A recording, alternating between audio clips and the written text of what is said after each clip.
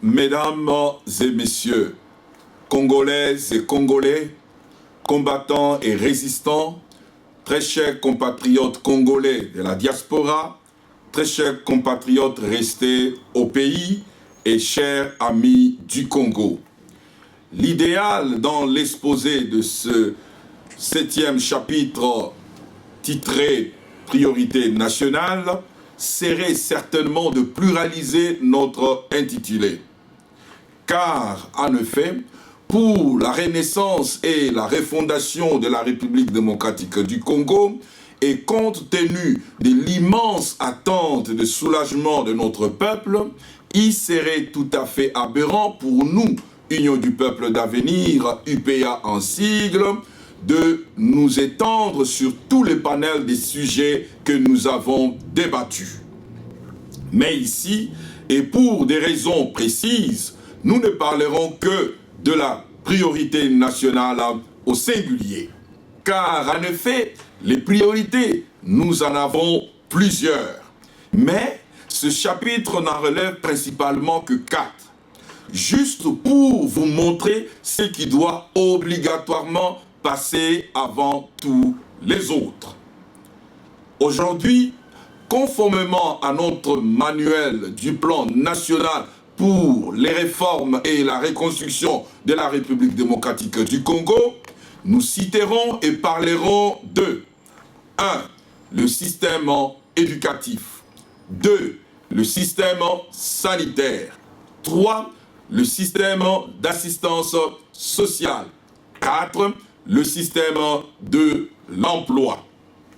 Il est important pour nous, Union du peuple d'avenir, de souligner ici que le développement de notre pays dépendra de ces 4 axes primordiaux à traiter tous à la fois et au même moment.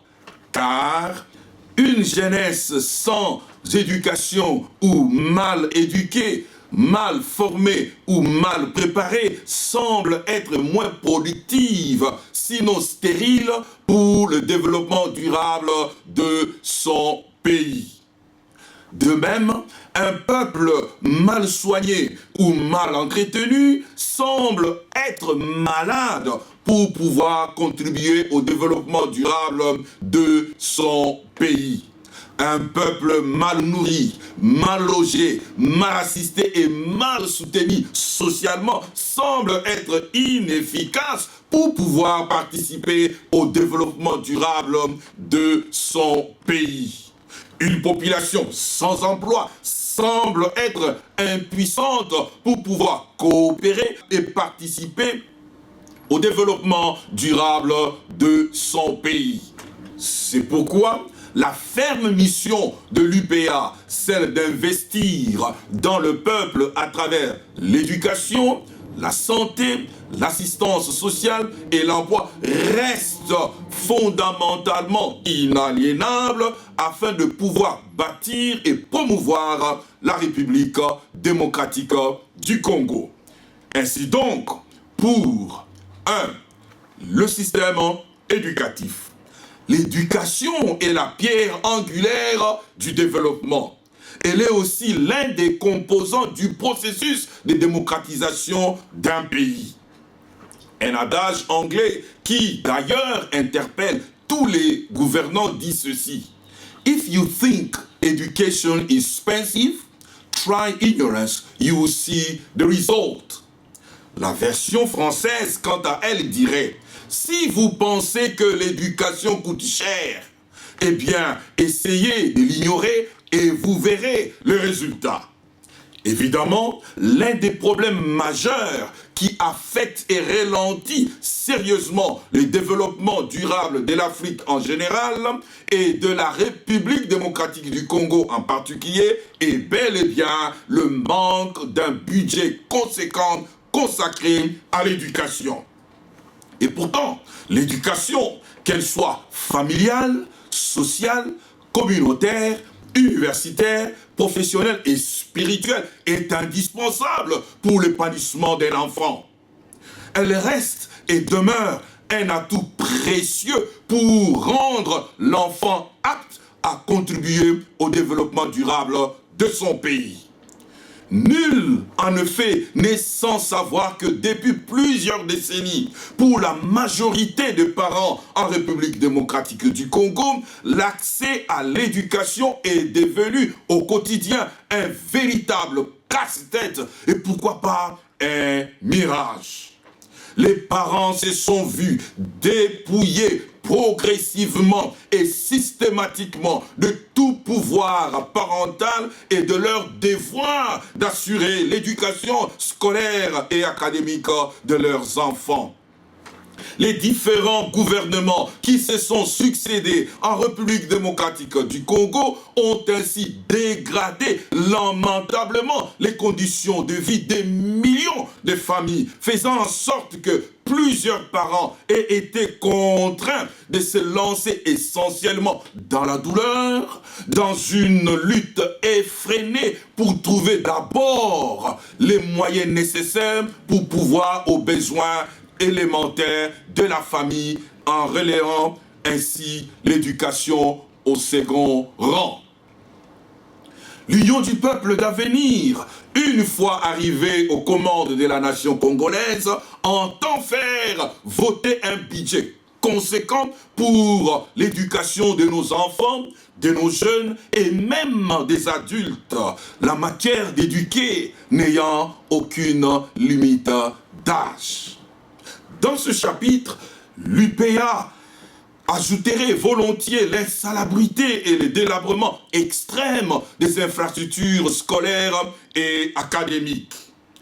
Car dans un pays qui prône la révolution de la modernité, la privation aux enseignants de leur maigre salaire, la corruption, les grèves à répétition, l'absence remarquable du matériel didactique pour les laboratoires de recherche scientifique, tant pour l'enseignement primaire, secondaire qu'universitaire, les frais scolaires et académiques exagérément élevés, les droits généraux pour tous à l'éducation et à la formation deviennent tous des facteurs potentiels de frein pour le développement des millions d'enfants et de jeunes pour qui éducation et formation riment avec miracle.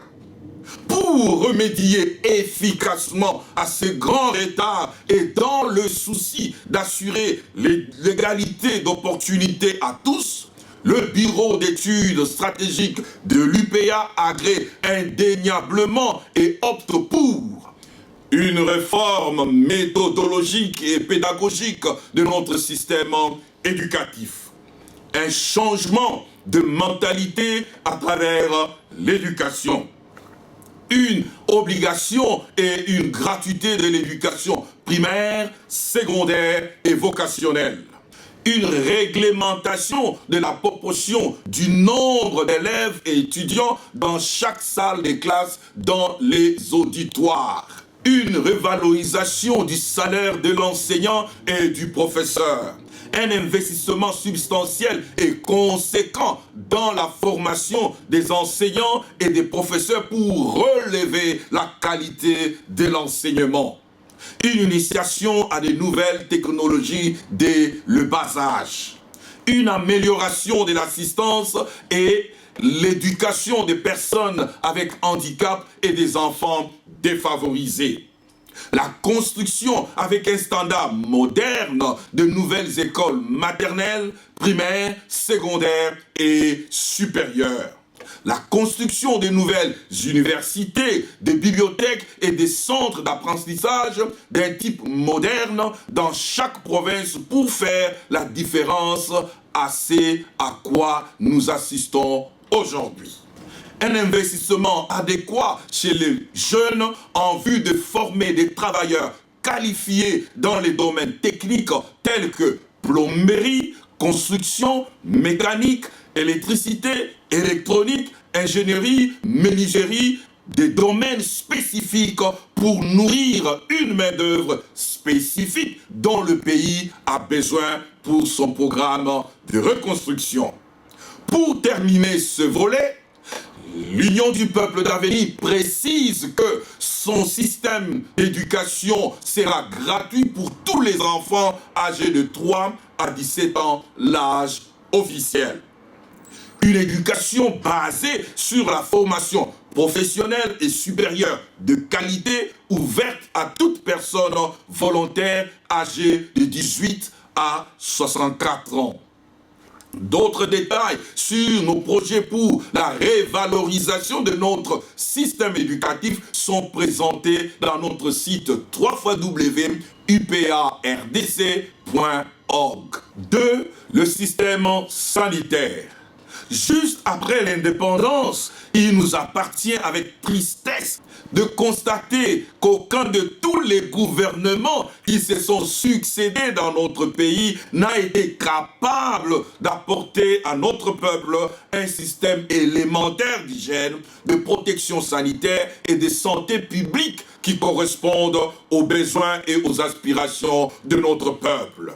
L'Union du peuple d'avenir, dans sa politique d'hygiène et de santé publique, préconise un système sanitaire humain à la fois préventif et curatif, capable de prolonger modestement l'espérance de vie de notre population.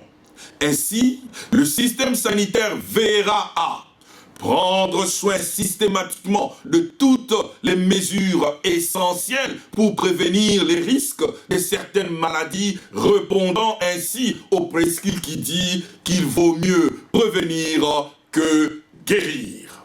Équiper les professionnels de services de santé de tous les produits pharmaceutiques, de tous les appareils modernes et technologiques nouvelles pouvant aider à soigner efficacement les malades. Il s'impose ainsi donc un assainissement généralisé de notre système de santé et une promulgation de lois rendant les soins médicaux accessibles à tous les citoyens, quel que soit son rang social. Chaque citoyen congolais sera ainsi doté d'une carte nationale d'assurance santé et au besoin d'une carte mutuelle. Exercice difficile, certes, mais à la hauteur de l'expertise que nos filles et filles ont obtenue à l'extérieur. UPA entend promouvoir donc des protocoles d'accord dans le domaine des soins médicaux avec les sociétés et entreprises plus rodées en la matière au bénéfice des employés. Pour ce faire, UPA compte investir progressivement dans le domaine d'hygiène et de santé publique, la recherche médicale et pharmaceutique, la médecine traditionnelle et scientifique, le transport médical, la construction de nouvelles infrastructures hospitalières, la restauration des systèmes de santé de base, l'amélioration des conditions techniques de travail dans les hôpitaux et maternités, l'accès aux nouvelles technologies médicales pour le personnel, la réduction du taux de mortalité infantile et maternelle, la lutte pour l'éradication progressive des maladies directement liées à l'hygiène telles que la malaria, la typhoïde, la tuberculose, la polio et autres maladies endémiques. L'UPA s'engage aussi à faire appliquer une politique hygiénique du citoyen et de son environnement dans le milieu urbain que rural. Assurer l'hygiène des installations publiques telles que marchés, aéroports, stades, bureaux administratifs, établissements scolaires et éducatifs. Lutter contre les moustiques. Assurer systématiquement les vaccinations préventives des enfants et des adultes. Renforcer le contrôle et l'hygiène des denrées alimentaires, réglementer le commerce ambulant de produits alimentaires, faciliter à toute la population l'accès à l'eau potable, lutter efficacement contre les maladies sexuellement transmissibles en créant sur toute l'étendue du territoire national des centres de sensibilisation et de conseils de sécurité sanitaire. Très chers compatriotes, pour le bien-être de son peuple, l'Union du peuple d'avenir entend donc refonder une politique de sécurité sanitaire depuis la racine. C'est pour cela que, toujours dans le souci de la prévention, elle luttera strictement contre la vente et l'importation de produits avariés et de produits pharmaceutiques périmés et illégaux. La culture, la vente et la consommation de la drogue via un contrôle systématique et rigoureux sur l'octroi des licences pharmaceutiques et sur les boissons artisanales. L'UPA voudrait aussi relever le fait de certaines maladies dangereuses transmissibles à l'homme par le contact direct ou indirect avec les animaux tels que la rage, l'influenza aviaire et autres.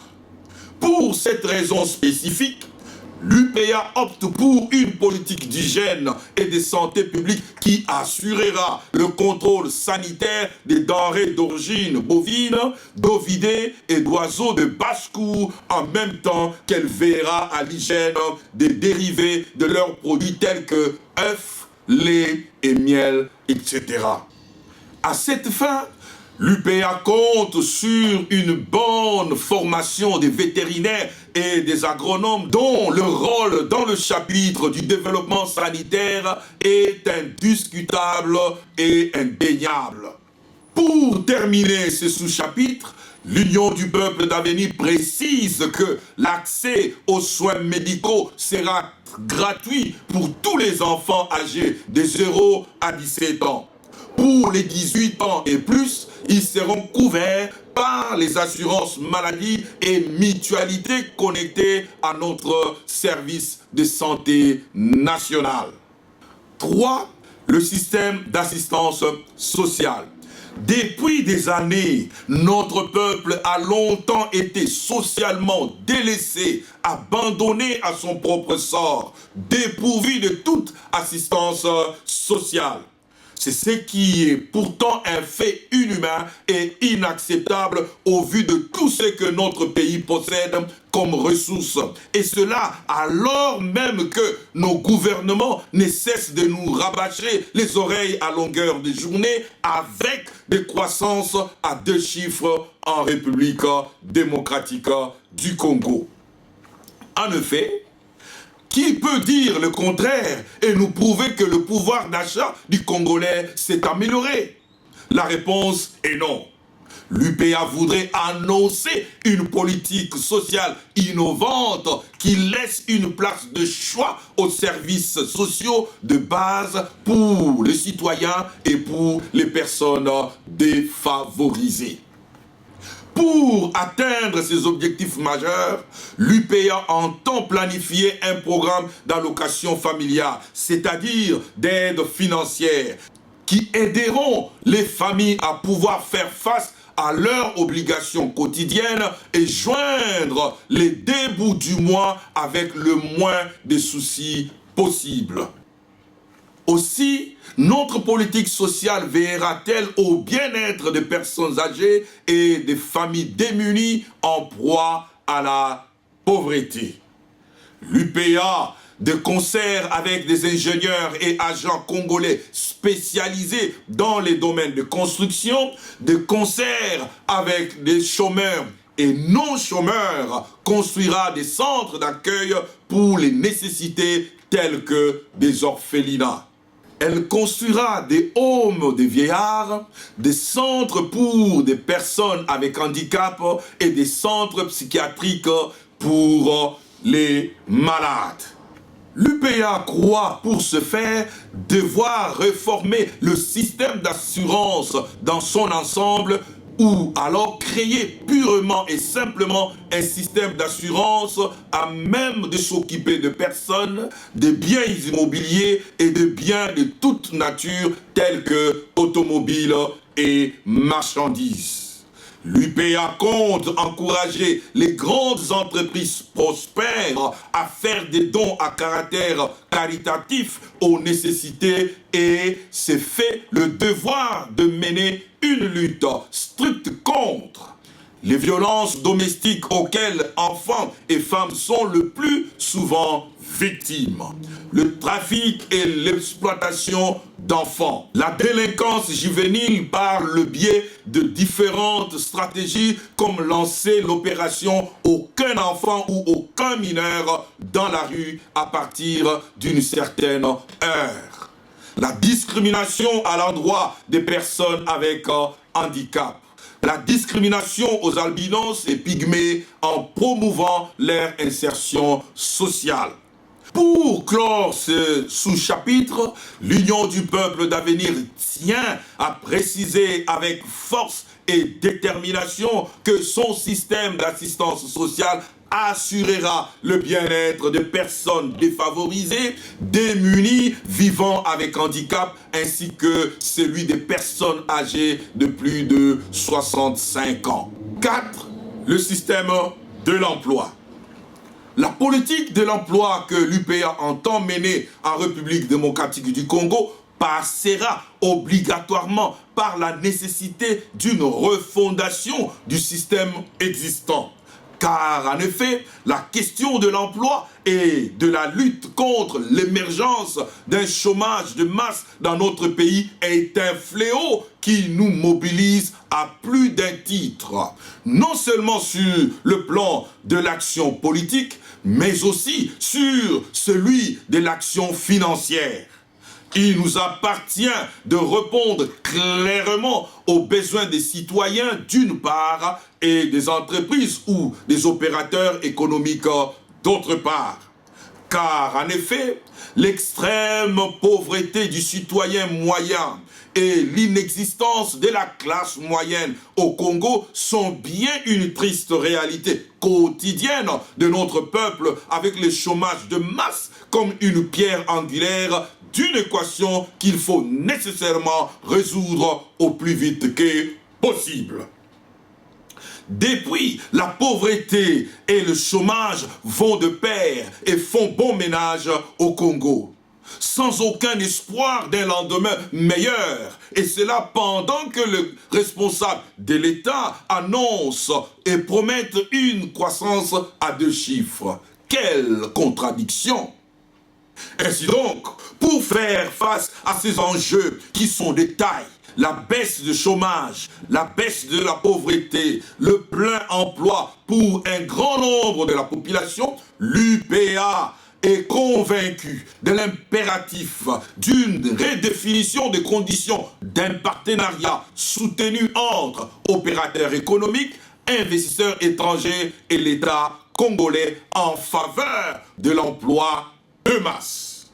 L'UPA s'engage à prendre un certain nombre de mesures et de dispositions propres à conduire à d'autres réformes aussi soutenues les unes que les autres, et cela dans différents domaines de la vie du citoyen, notamment la révision du Code du travail congolais, l'instauration généralisée du salaire minimum interprofessionnel de croissance SMIC pour tous les salariés de base étage, l'amélioration des conditions des travailleurs du secteur public, l'introduction des microfinancements pour les nouvelles entreprises, la promotion des hommes et des femmes d'affaires congolais en vue de création de plus d'emplois, la promotion d'un partenariat productif et solide entre les investisseurs étrangers et les entrepreneurs congolais, l'ajustement de la taxe de l'employé, de l'assurance maladie et de la retraite pour tous les travailleurs, la lutte contre les antivaleurs comme par exemple la fraude, la corruption, les détournements d'argent, l'enrichissement illicite et le harcèlement sexuel dans le milieu du travail. L'éradication des procédures complexes, la simplification des obligations administratives pour les compagnies privées, nationales et multinationales. La récompense aux meilleures entreprises nationales pour leur excellence et performance. La création de bureaux ou centres de conseils juridiques et administratifs dans les communes de chaque ville du pays pour assister gratuitement la population. La création des centres de recherche d'emploi pour aider le demandeur d'en trouver un. Tel est, mesdames et messieurs, très chers compatriotes, l'exposé succinct de notre 7e chapitre intitulé « Priorité nationale ». Vous trouverez d'autres détails en consultant notre manuel « Plan national pour les réformes et la reconstruction de la République démocratique du Congo » que vous trouverez sur notre site www.upardc.org. Merci infiniment pour nous avoir suivis, certainement avec attention et beaucoup d'intérêt. Pour nous, Union du peuple d'avenir, il est un devoir sacré de servir le peuple congolais et de prendre soin de la terre que nos ancêtres nous ont léguée avec Dieu comme étant notre architecte et bâtisseur. Matondo mingi, twasakidila wabuni, mumetonda beno mingi, asante sana, thank you very much, à la prochaine. Que Dieu bénisse la République démocratique du Congo et que Dieu bénisse le peuple congolais avec la paix et la prospérité. À la prochaine.